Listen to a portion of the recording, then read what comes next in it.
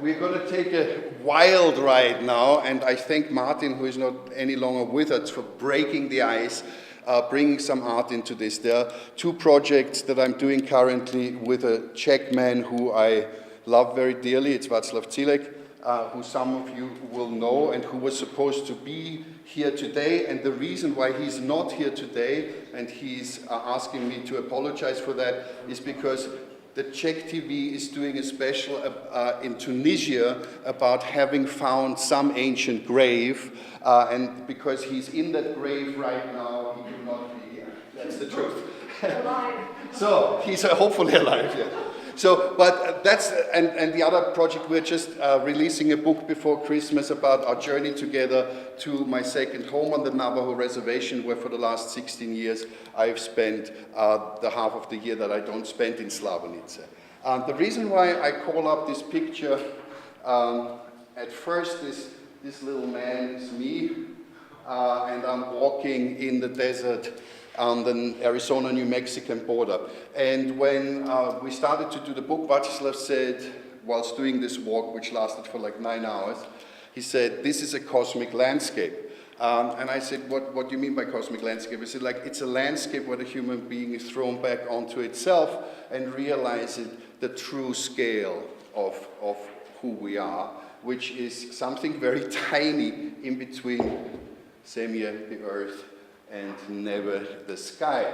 To grow up in a landscape like that as a culture, and most cultures, all cultures, our ancestors grew up in a landscape not unlike this, and I'll show this to you a little later. That brings forth cultural expressions which we have forgotten. And I say forgotten because they used to also exist here.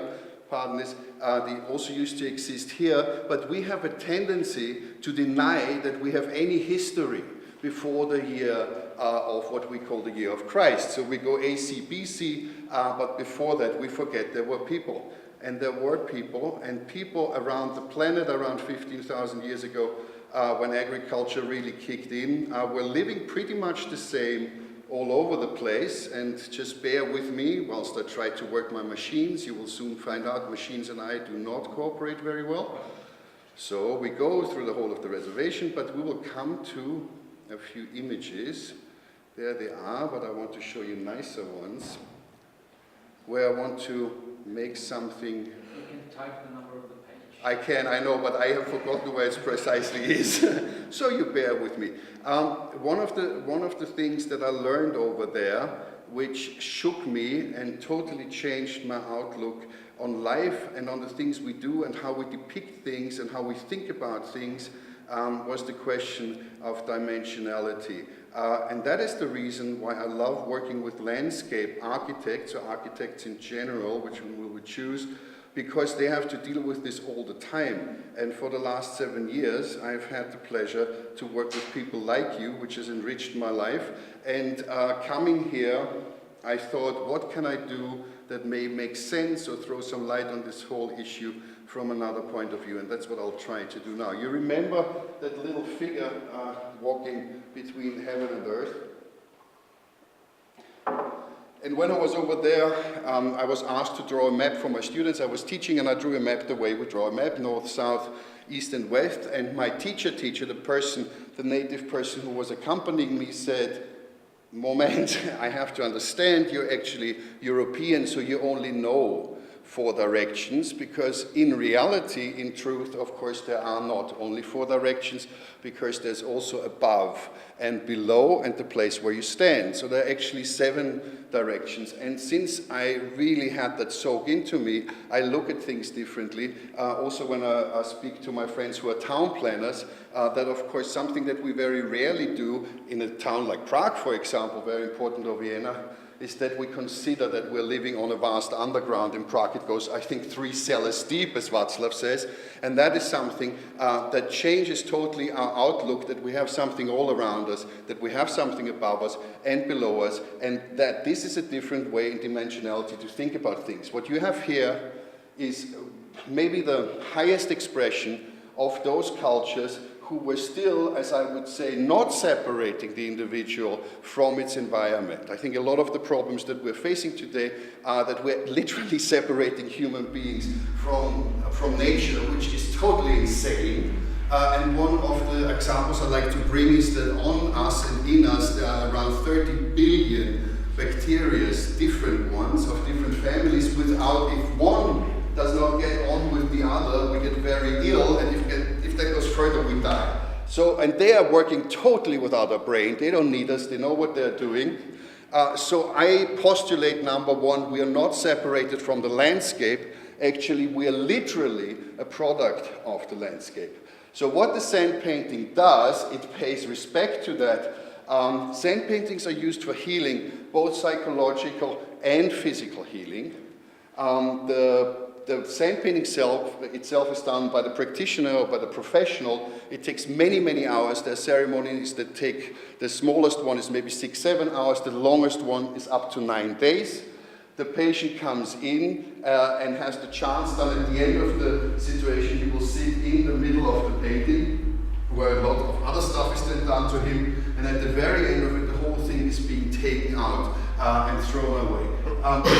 What I would like to point out is the following. It is based on superficially the 4 directions. Each of them has a color. In the middle of it they all meet, and there are colors that are talking to these other dimensions, which we understand if we're part of this culture. And the white, everything that is white is male, and everything that is yellow is female, which is also important to me because there used to be cultures also here that automatically considered a male and a female worldview and attempted to balance them out and bring them together, which I think also reflects on the society as we have today, which is ultimately patriarchal and hierarchically organized, which these cultures were not in the least. So this is a totally different way of looking at life. Here in the middle you see them all the time, those are the rainbows. Those rainbows mean they're supposed to remind us that the finest form of matter is actually water kind of dissolved by light. So in the mythology we say life came through the rainbow. And now that we're finding out that comets are flying and they're burning and that they have really a rainbow tail to them, that makes total sense. The white and the yellow, incidentally, white for sperm, or as they say, look at an egg. If you look at an egg, you have the egg yolk and you have the egg white. So the worldview is round, and I think that is an interesting proposition, that you first don't think in 4 directions, but you think in 7 at least, and you think in a male-female balance, and that automatically leads to a totally different architecture, of course. And very quickly, let me show you that. Then, of course, I'm going to take the advice immediately. I'm learning. So I can do that here, and then I do this, and then we don't have what I wanted. You see, this is what happens. This is more interesting. The animals are more interesting, I hope. Wait, let me find it. We can. Thank you. I could go through this. I could go through this forever, and you will be able to read it hopefully very soon. So things like climate, things like weather actually are deities. What that means is that they're personalized. That's what it means, and I think that's an interesting situation as well, because it means that you don't, if you treat things in a depersonalized way, you treat them very differently as if you know them or if you actually communicate with them. And that may sound totally far-fetched and crazy to us, but again, let me remind you that the name Bohemia does come from boy, from the Celtic tribe who lived in these lands, and those people did things extremely similar to these people who are still here. So you see one of the sacred buildings, which is a round building, and inside the same, a round building built into the earth in order to have that sensitive connection and opened up to the sky. So just a totally different way of looking at life. I would say 7,000, 8,000, no, maybe only 4,000 years divorced from ours. And now I will jump out of this, and I will go here. And let me open this. if I can. Hold on. I call them up one by one. We have the time. So this is Hadivrch. And Hadivrch is maybe 7 kilometers outside from Slavonice. And it's one of the cosmic landscapes that we found just around the corner. All it takes for a cosmic landscape is a space where you can get into scale again, away from human-made structures. Because of course human-made structures also only reflect ourselves back onto ourselves, and that doesn't give us anything at the end of the day, just a reflection, but certainly no solution. So Hadivrch, a most wonderful place that I would ask you to visit because it has a certain power onto itself. So now I'm still, this is good. This is good. Where does this lead me? Do you see this is useless for me? Windows 8. Yeah, it's Windows 8, yeah. Ah, well, we take our time, we're not so, I'll just, we don't have the tone, we don't have the sound. That's Václav. Václav looking at an inscription on a stone or rock, Kamen, near the well of the river that for us Middle Europeans and certainly for the Czechs and the Austrians is of incredible importance, and that's the river Thaya. The river Thaya, the Dia. Thaya, people fight about what the name is supposed to mean. In the old Vedic language, Aya means the mother, so that could be something. If you go into the Celtic languages, it actually means the slow one, the really the lazy one.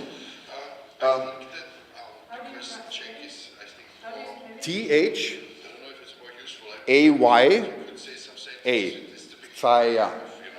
The reason why I'm showing you this is because after coming back from the reservation and after working a while with those concepts, we were wondering if in Bohemia we could still find ways of re-relating to this old way of looking at things, and we decided that to choose the river Thaya, go to its pram and go to its source and walk it all the way just along the river.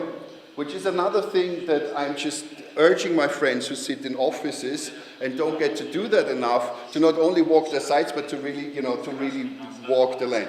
Maybe we can hear him a little bit. Jako od Třeště. A stejně jako ta Dyje je řeka, která je rakousko-česká, taky z Třeště pocházela celá řada lidí, kteří se potom uplatnili ve Vídni jako ministři, obchodníci, jako manažeři. V Třešti bývala velmi velká židovská čtvrť a je to místo, kam zajížděl Franz Kafka. Já vlastně přemýšlím, jestli mohl taky navštívit pramen Dyje, nebo nenavštívil, bylo by to zajímavé, že to byl člověk spíš kultury a spíš setkání a možná víc těch kaváren, než přírody samotné. Jinak jsme asi 650 metrů vysoko, je to taková ta vyšší část té divočiny. Je to vyšší část Vysočiny, je to pokrytý smrkovým lesem, žulové kameny kolem nás, návršíčko nad pramenem, které mě láká ještě možná víc než samotný pramen. Poměrně ošklivý železný strom. Takže si myslím, že tyhle ty věci nejsou živé. Stejně měly být. Kámen je jako živější než železo nebo než jako výtvor. Socha pramene v podobě mladé dívky. To jako to bývá typické. To bývají většinou ty paní těch studánek. Jarní studánka. Obec Panenská Rosička, duben 2002. So 3 interesting things. Number 1, the walking itself. And when we got there, and I had never been there before, Václav also not, the first thing that we noticed was actually a female figure. And I don't think that is a coincidence. So somehow, very close to the surface of our current culture, we have an innate relationship to the archaic way of looking and thinking about those things.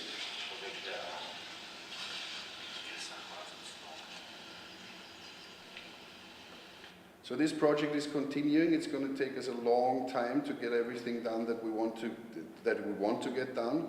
But it is a journey of rediscovering, as I said before, a more archaic way of getting to things. You've seen this town before, that is Slavonice.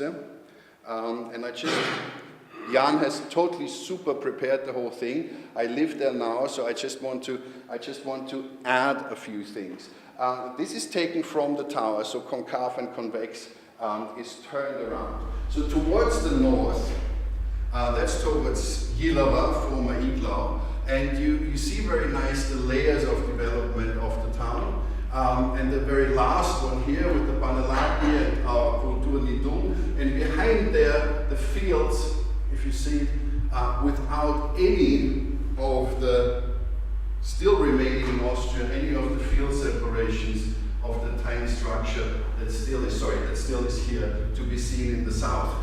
What I find really interesting about Slavonice, because it is neither an Austrian nor a Czech town. It's a town that goes back to our joint beginning, because what very few people know, around Slavonice, very close to it, there's several Celtic sites. So and how do those Celtic sites look? Well, they look very similar to what we've seen on the reservation. They're basically round. And that's not only for protection, that's also because in that culture, really the main square, people were supposed, if you walk out of your house, you're supposed to see everybody else, which is very different if you walk on, I don't have to explain that, but that is very nice. So to the left and to the right, we have actually Celtic settlements that we can now archaeologically dig for. So the origin of this town, and that is not as much speculation as you may think, will go back, if you dig under the tower, which is next to the church, if you go under the church altar, the chances are very high that you would discover Celtic and possibly pre-Celtic origins, especially as along the Thaya, the river, we have found 18,000-year-old stone tools, certified. So this area has been inhabited a long time before nation states existed. It was a tribal area, and that's why I think it is justified also in our lands to consider things from a more archaic point of view. You see how it developed. The Renaissance houses happened after fire. Originally it's mentioned the first time at the beginning of the 13th century. And it's kept, what it has done is it has kept this from the inside out, circle by circle by circle by circle. Even now, well, I will show you now on the Austrian side, things have not happened, sins have not happened, bless you, that have happened on the Austrian side and are happening all around in Prague and everywhere. Here an image that I wanted to show you. This is one of those bunkers, and when we try to when people try to blow those bunkers up, it needs so much explosive that around an area of 750 meters kind of goes with it. If you try to blow it up, it jumps, and then it sets down again on the same space. These bunkers, there were around 22,000 along the border, were financed by the British and by the French in order to hold the Germans off from actually crossing in 1938, 1939, as then happened. And when people today say this Sudeten problem is a very interesting situation, and just one sentence to that. The first National Socialistic Party was actually formed near Znojmo in Moravia, because in Vienna at that time you were not allowed to be nationalistic in that way. And in 1932, in České Budějovice, there was an election, and in that election, almost 99% of the people voted for the German National Party, which wanted to get back to Germany at the time when they were Czech. So that needs to be said to understand what is happening. Now it's part of, which you said it before, the European Greenbelt, a project 13,000 miles from Finland to Bulgaria, where people attempt, we're a member of it, where people attempt to create out of the scar a healing of that wound through ecology. Because the Iron Curtain was between 2 kilometers and 20 kilometers roughly wide, and in that corridor, animals and plants that we already thought to be extinct were found after 1989. So it's the last wilderness, so to speak, in Europe that has recreated itself and is therefore, I believe, of extreme value.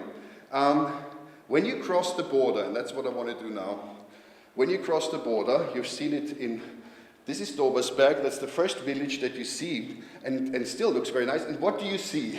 What you see is the two main factors who have created landscape, and with that pretty much everything else since the fall of Rome, I sort of like say since 12th century, let's say for the last 1,000 years, this is what has dominated the landscape, and this is what has created the landscape, including all the cities. It is the church, and it's the Schlechter, it's the aristocracy. So I still postulate that the echoes and the reverberations are still with us today. This is the first village you see, and let's go a little bit further. What do you see then? Then you drive into Dobersberg, coming from the border, and suddenly, for me, the whole problem, the complexity of democracy and individual choice becomes apparent, because this is the first crossroads, and then the sins begin to appear. Sins that have become possible because of democracy and individual choice, and they are now happening, and I'm just showing Austria. I could show you Stipsits on the other side, and it would be similar already. So I again postulate that the so-called post-communist countries and the West, this is at the moment, we have the same problems. So you can maybe discuss it aesthetically, I cannot. And I think it's an enormous problem that, that everybody in this room has to live with and think about it. I got already, the time is running out. Let me show you maybe a couple of other things. So that's another one. There are, of course, thousands upon thousands of those. And what is the center now? What is the center now? The center now is the tire. It's called the tire shopping center. So they have taken that strong image that we have, the tire shopping center, and opposite here, which I'll show very quickly, is yeah? In Austria, I'm in Austria. And the only difference to check that you would see is that this actually is a statue that the farmers built in the 50s, end of 50s. And it says, was der Mensch sät, das wird er ernten. What humans sow, they will reap. So that's the aesthetic and the cultural landscapes which are so close to each other. And at the same time, somebody was saying it, this is a medieval field structure which exists only 17 kilometers away from there, one of the last. So people are starting to feel it again and protect it again. And let me just finish, as I don't want to take your time away. That's kind of the human scale that we deal with and that we sit in, or try to in Slavonice, looking out at this here. Which is a garden of a friend, extremely productive. Basically, the family lives throughout the year from this garden with most things. And people have been, and I'm finished with this, people have been saying to me, well, that's totally crazy, you cannot go back, you cannot do that. And that is not true. There are two things. In Detroit, White Jump, in Brooklyn at the moment, and Philadelphia that I know of, gardens, city gardens, scaled to that kind of size are reappearing, are actually saving the urban space, which I find really interesting. And what I also find really interesting in the relation between looking at those wider systems and aesthetics and economics is that you may know the Solar Decathlon was announced 3 days ago or 2 days ago. The winner of the Solar Decathlon competition was an Austrian team. The number 3 was a Czech team. And the Public Choice Awards was Northern Carolina University Architecture Department, which also is taught to a certain degree in Prague. So I postulate again that we ought to be looking backwards in order to be looking forwards, and that here in Bohemia is one of the most ideal places to do that, which is one of the reasons why I chose to live here. And that tension between Austria and Czech and all of that history is actually exactly what we need to get together and sort this out, because these borders do not exist in any way any longer. These problems and themes are global, and there's nothing else to do about that. Yeah, thanks.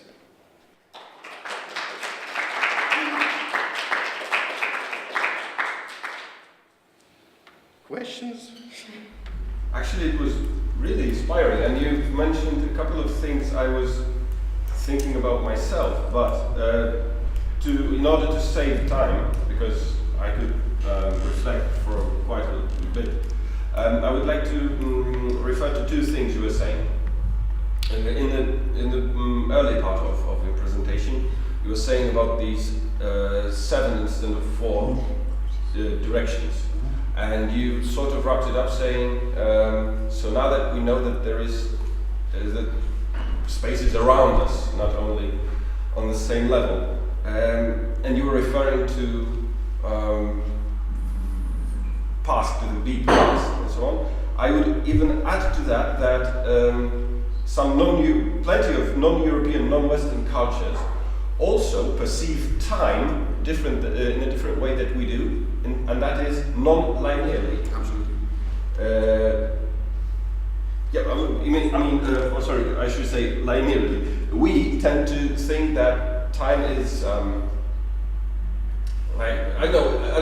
okay, let's not get into that. I would love to get into that. Then we get still, through all the presentation. That's the 4th dimension. Yes. Or I should say 8th. Yes. Then. And the reason why I left it out was number 1, because I went all over the place. Of course, I cannot leave it out. And here's an interesting aspect. If anyone knows Ray Kurzweil, R-A-Y Kurzweil, he's postulating the following. He says, all those problems that we are having right now is because this globalization is so complex.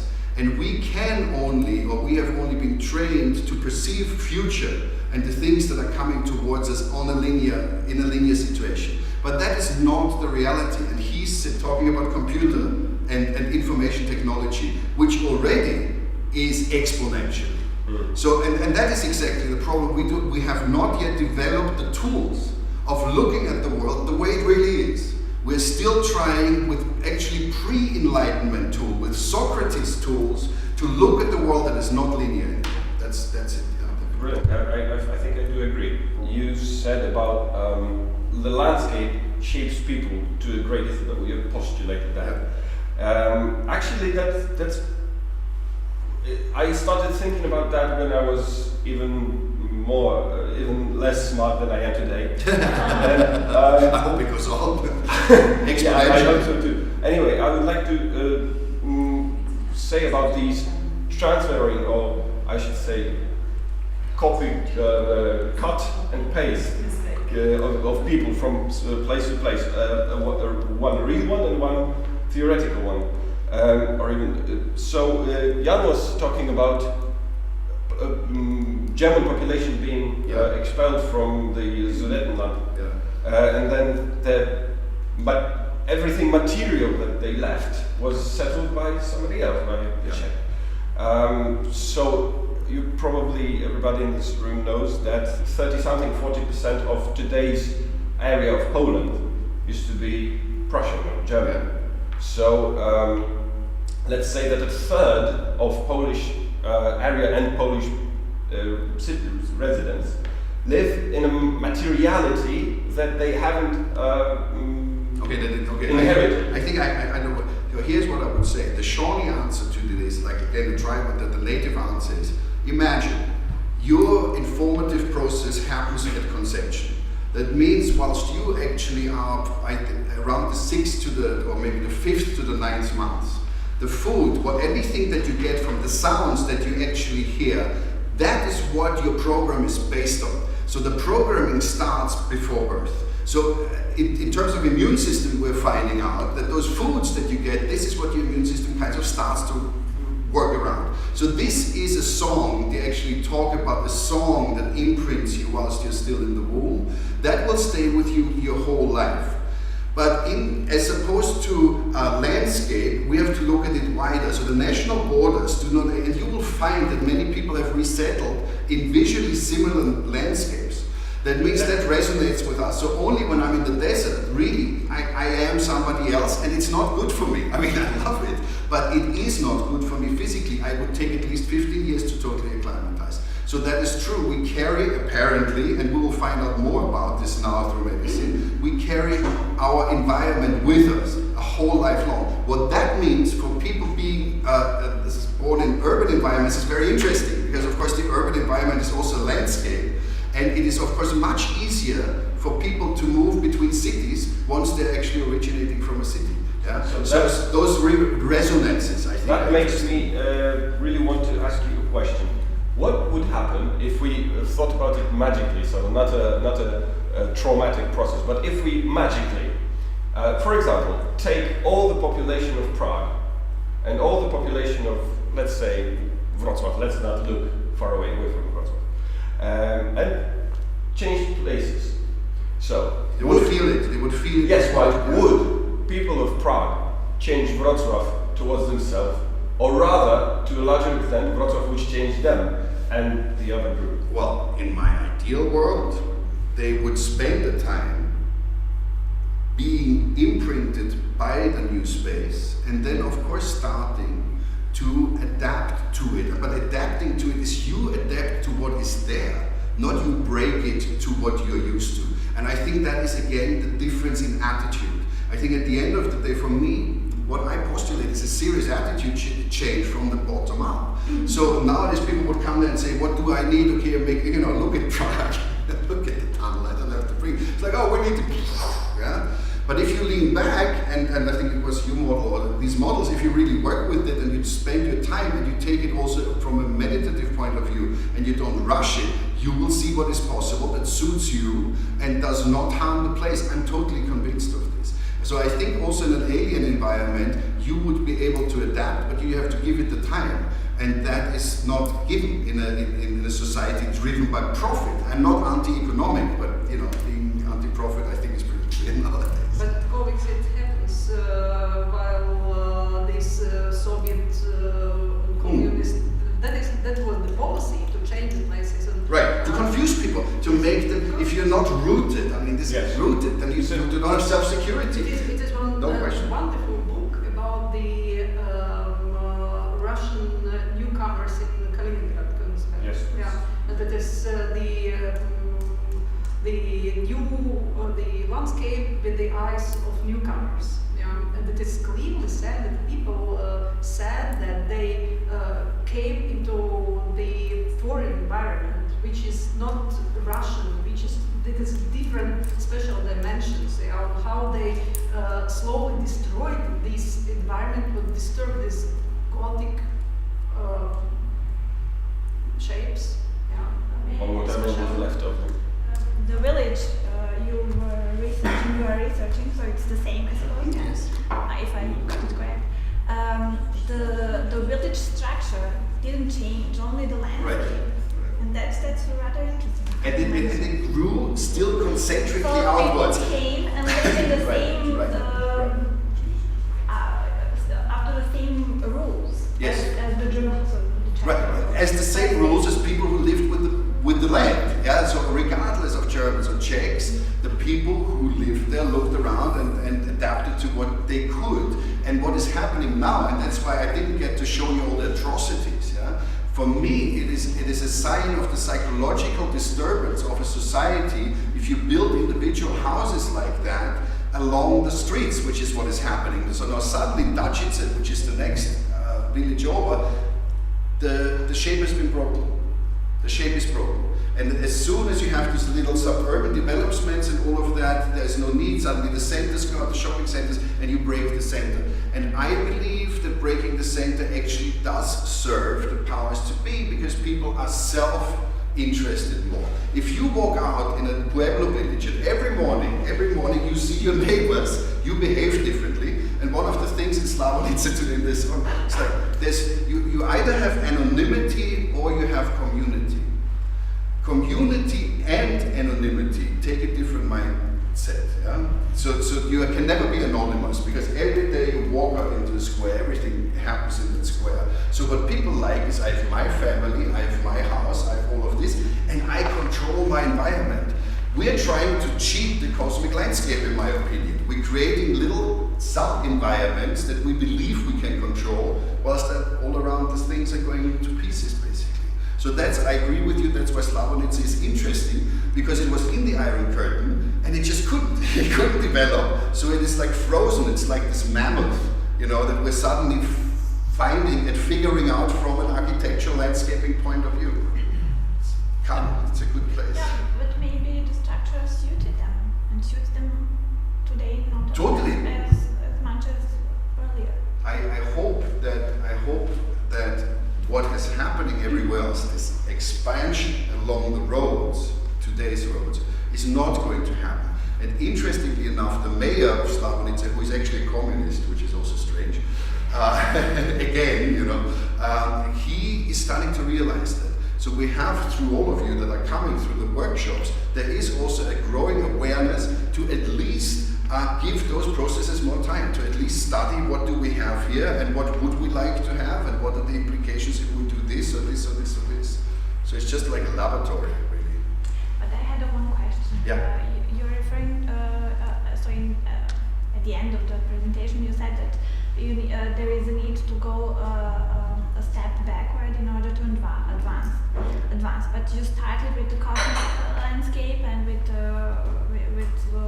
ancient cultures, and I couldn't differentiate which step is. When I mean step back, I backward. mean What's that? this step back.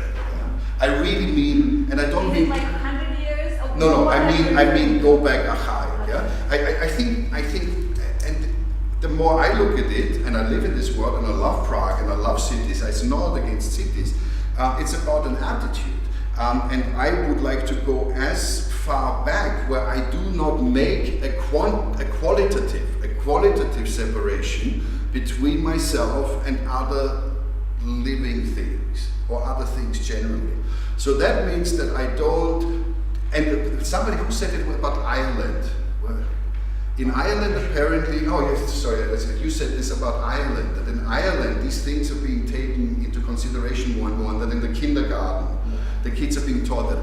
I would postulate that this is because Ireland has a very strong Celtic archaic tradition, and like in Iceland, for example, famous story in Iceland, they have to build a road, there is a big rock, old woman comes and says, sorry, there are fairies living there.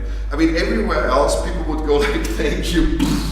There they said, okay, and in the end it was decided to build a road around it. So it's a totally different mindset, and I think that then relates to everything. But the reason why I find landscape architecture in particular and architecture so fascinating is, look, as an artist, if I paint a picture, you can look at it or not. Yeah, if I make music, you can listen to it or not. You're not forced to do that. But I'm really forced, we're all forced to live with those structures, and they are reverberating and reflecting back on us. So there's a tremendous responsibility on the things you do, you know, I mean, literally, there's nothing more responsible in my opinion than in a way architecture, no? Landscape or buildings, because it has such an impact on the way, you know, on the way we feel and on the way we live. No? So I just say, let's try to go back there. Let's just think it through, you know. I mean, I'm not saying radical, I don't want to have anything radical.